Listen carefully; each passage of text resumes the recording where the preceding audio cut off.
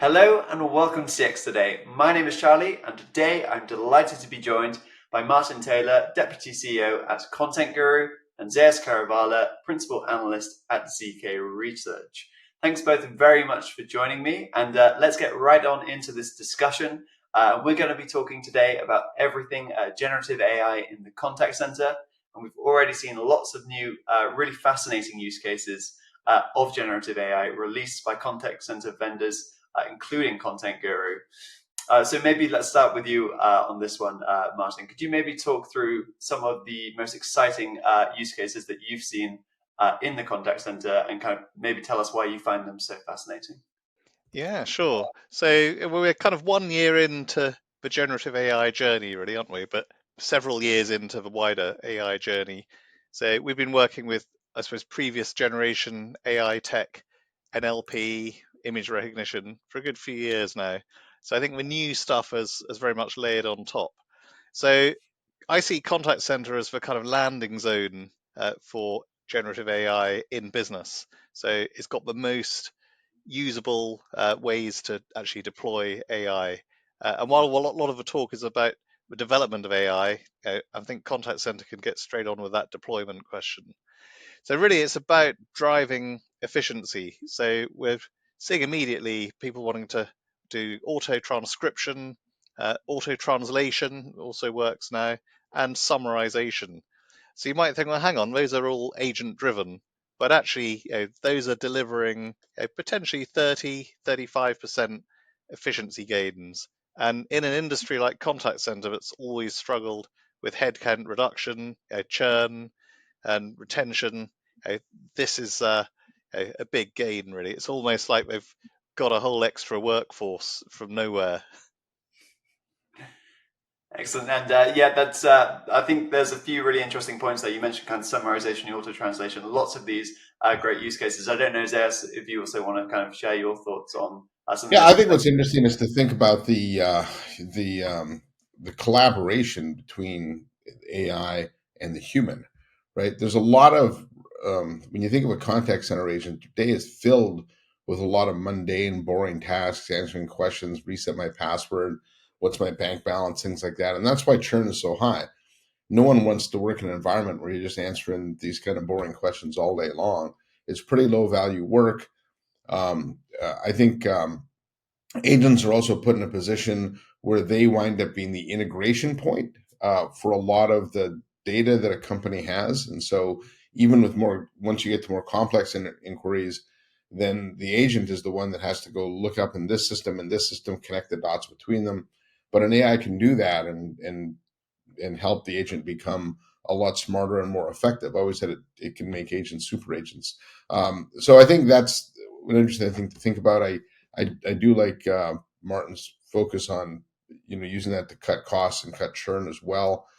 And I just think that Gen AI also has the power to change a lot of the things that contact centers have tried in the past, virtual bots, virtual agents, things like that, that we've tried and not liked because they didn't work very well. But to me, this is the Gen AI is the missing piece that allows those things to actually become effective and a lot more human, right? And then be able to finally offload a lot of those tasks from the person. Hmm. Yeah, Yeah, you're and it's right there. interesting. Be- Oh, no, sorry, Martin. sorry, in that it's applying a new lease of life to things like the bots. I was Mhm. talking at dinner last week about one of the bots we do, and they said it's a government one, a big government agency, one that is nationally known in the UK. And the person said, "Oh, that's a really rubbish bot. I really hate that one." And actually, Yeah. they called me a couple of days later and said, "I tried it, and it's really good." I said, "Yes, because it's the new bot. Yeah. It's completely moved it on." So it's got the power to reshape some of those perceptions about things that were good ideas, but perhaps just didn't work well enough with the previous generation of tech. Hmm. Yeah. It sounds Yeah, like fun dinner conversation though. absolutely. I think Well, it's. it's I always the think it. thing, what do you do? I think we all face that in tech, don't we? How do I explain what I do? Yeah. Oh, the amount of questions I've had on that question working with a customer experience magazine in my lifetime. But I won't divulge on that front. I think there's lots of great points there. It's especially interesting with virtual agents. We've seen, I think, lots of vendors come out and produce solutions where you just hook up the agent to various knowledge sources and it can respond to questions without prior training. You can even build the bots through a natural language interface now. Some really, really clever stuff. But I think both of you there really talked about the impact this is going to have on the agent. And we're seeing many of these kind of agent focused contact center use cases. So, with all this kind of sort of agent centric innovation, it would be interesting to consider how the agent role is going to change in the near future. I don't know, Zeus, maybe if you want to talk to this one first. Yeah, it's a good question. I get it a lot because obviously, people that work as agents care about it, and people that manage agents also care about it. And I think this will be the biggest change to agents, maybe since we had contact centers, ever. So I think, first of all, I do believe we will see a net decline in the overall number of agents, but I do think the agents that work will become a lot more strategic to the organization. I think right now, like I said, they handle a lot of mundane one-off, calls and topics and things like that that really aren't all that exciting. And so if you think of all the inbound inquiries and even outbound inquiries a company might have, and you put them on two axes where frequency of interactions one and complexities on the other, all the things that are high frequency, low complexity, those would those would now get handled by some sort of virtual agent or Gen AI enabled chatbot.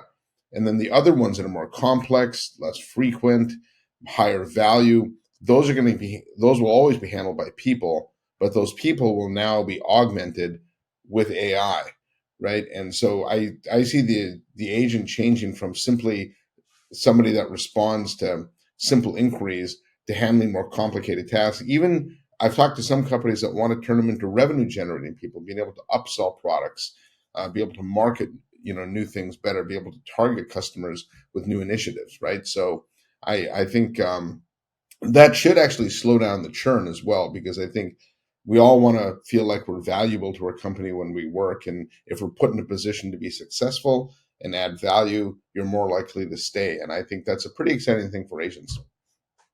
Yeah, I totally second that because the contact center has long wanted to break out of being this cost center. If you're a cost center, you're subject to cost reduction thinking and be this value center. And I think actually, if you are freed of a lot of these mundane tasks and you can do things like upsell and have all this mine of information at your fingertips, even if you're a relatively lowly and junior agent, this is kind of equipping you to the level of someone much more senior and experienced. And I Yeah. think what that will do is draw more and more processes into the contact center. So actually changing the nature of how much of the front end, the shop window, the front door of the organization can be managed in that contact center. I just think it's going to make it more ubiquitous and just a more important function altogether. I actually think another really interesting area as far as agent impact goes is training for the agent. Historically, supervisors trained an agent by walking around a physical room, and it's the most archaic thing ever. And then listening for calls that went awry, and then being able to, you know, barge in on the call and assist and things like that.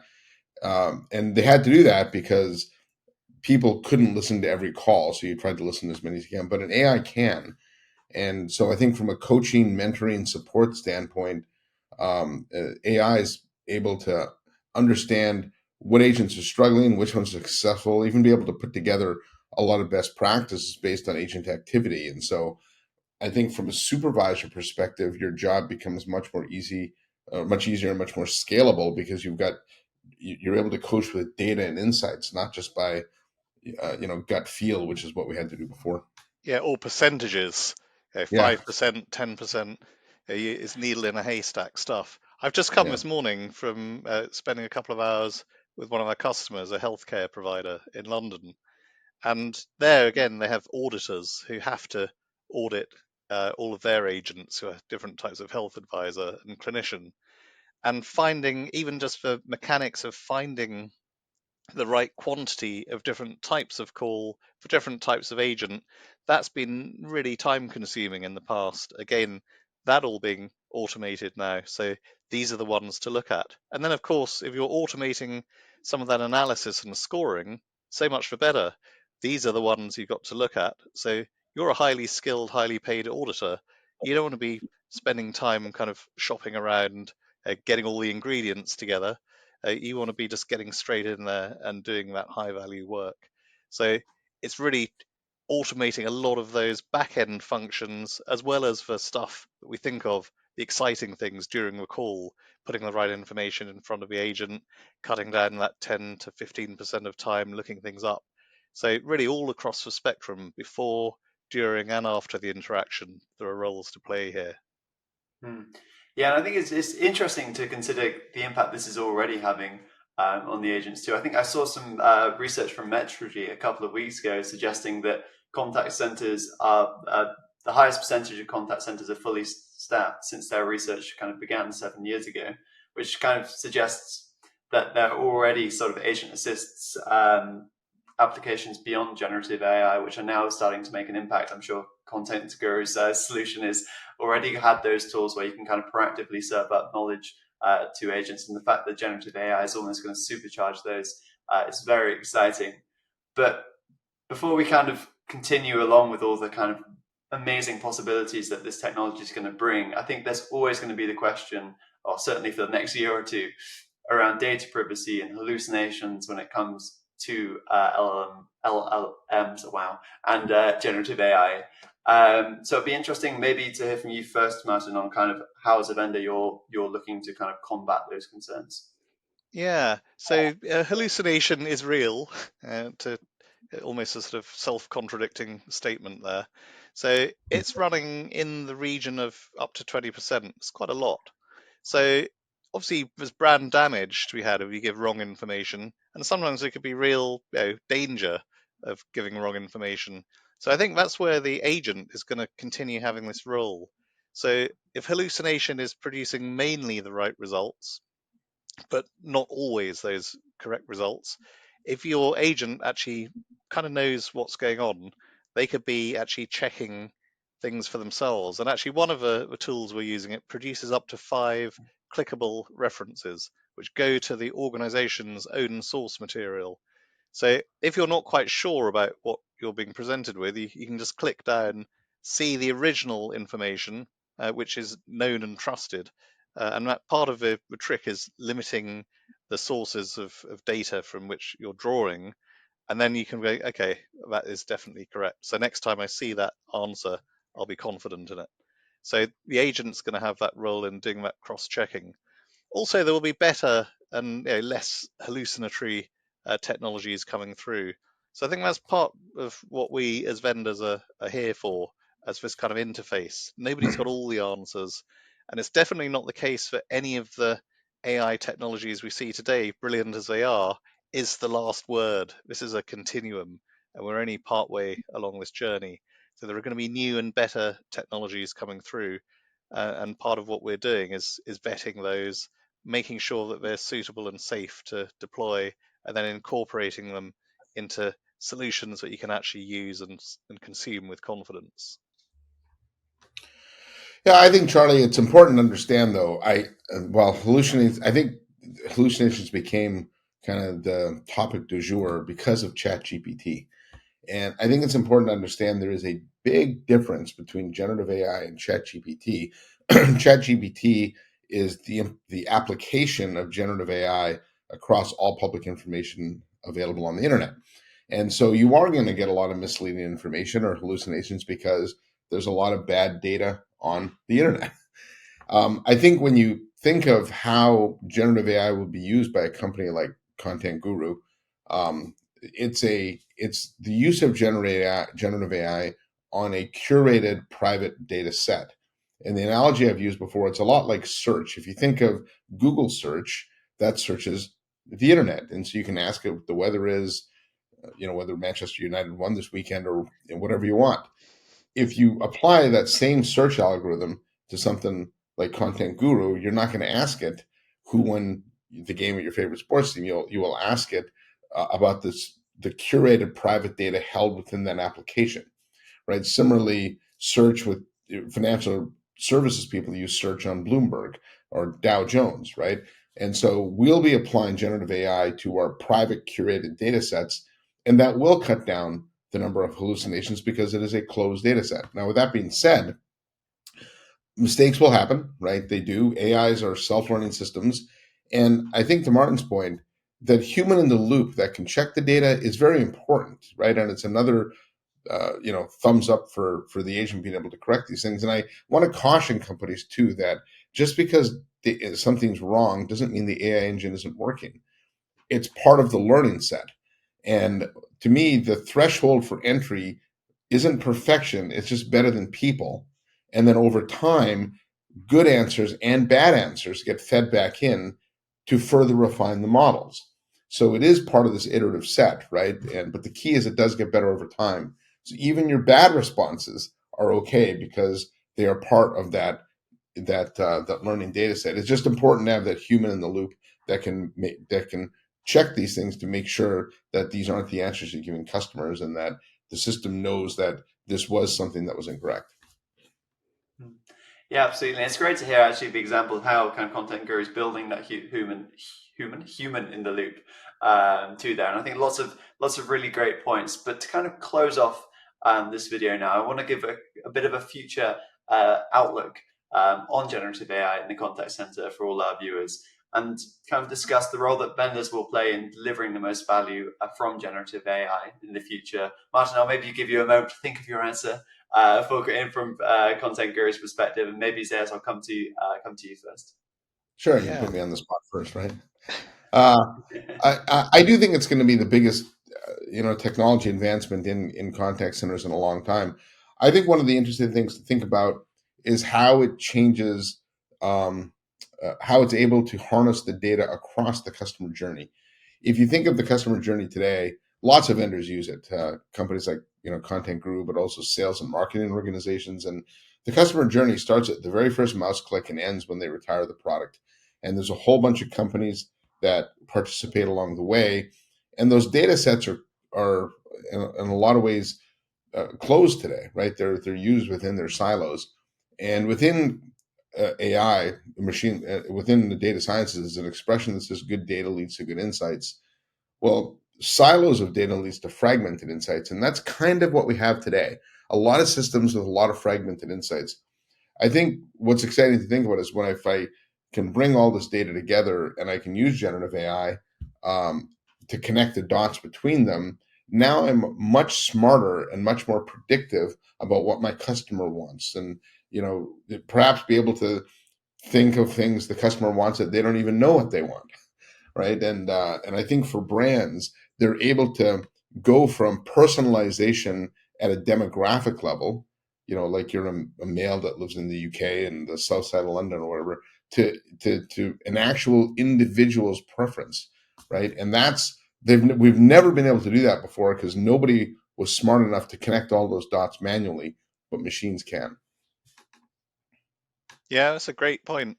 And actually, one of our first kind of mantras in the late noughties when we set up Content Guru was mass personalization. And that was kind of our goal, that you could have this individual level. We model it on like the 19th century shopkeeper in a small town. He knew you, he knew exactly what you want, what you'd be interested in. He'd get then some guy on a bike would deliver it round to your house later. So if we could have that on a population-wide or a global scale, wouldn't that be fantastic? Who doesn't want to be treated as an individual?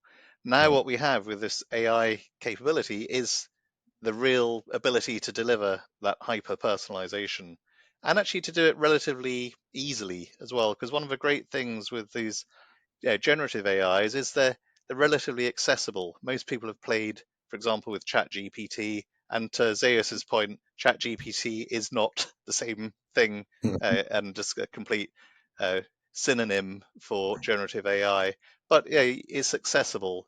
You can kind of play with it.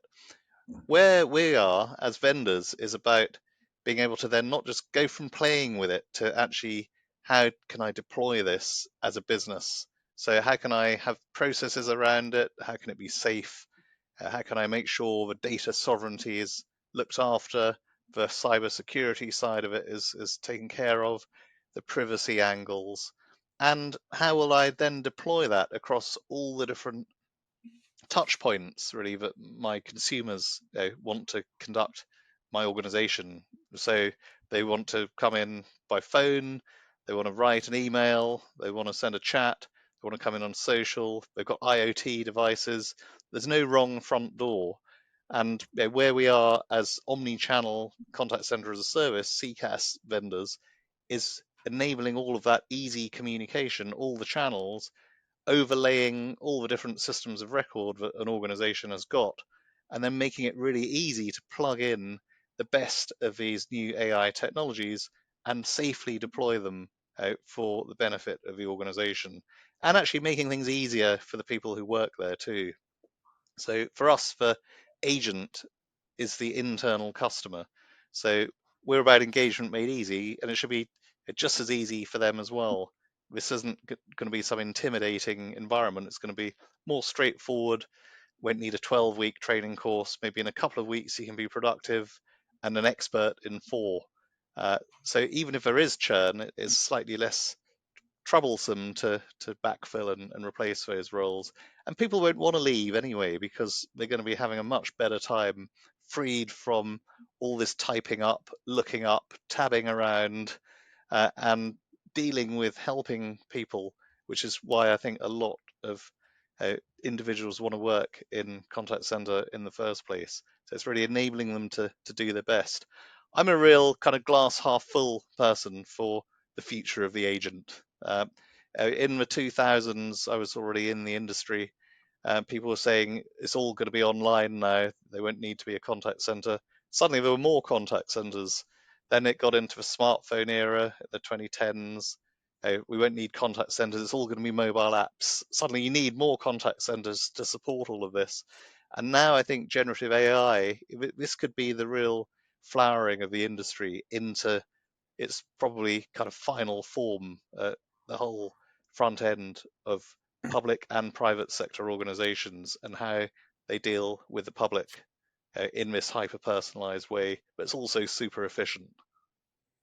Yeah, I think a lot of this has to do with the evolution of the agent, right? So if companies treat their agents like they do today, where you're just answering a lot of inbound inquiries, we're likely to see a net reduction. If they do think more strategically about that agent, though, and they wanted to turn them into a profit center and participate in the sales and marketing process, then I do think you could see a net increase in the number of them. But the role is going to change, and I do think for people watching that are agents, that's actually exciting because I think the job goes from something that was rather boring and mundane with a high churn rate to something that's higher value, where I think it does become more competitive and frankly a more valuable job. Yeah, absolutely. I think lots of really great discussion there, and I guess we're already starting to see that a bit. If I go back to some of Content Guru's announcements that came up with yesterday, kind of those auto summarizations that we spoke about at the beginning, already that's starting to maybe change the agent role a little bit, and it's going to be fascinating to see where the journey goes. But I think maybe that's a great place to end today's chat with that kind of future outlook. But thank you both very much for joining me. Thank you. Excellent. And thanks to everybody for watching. Bye for now.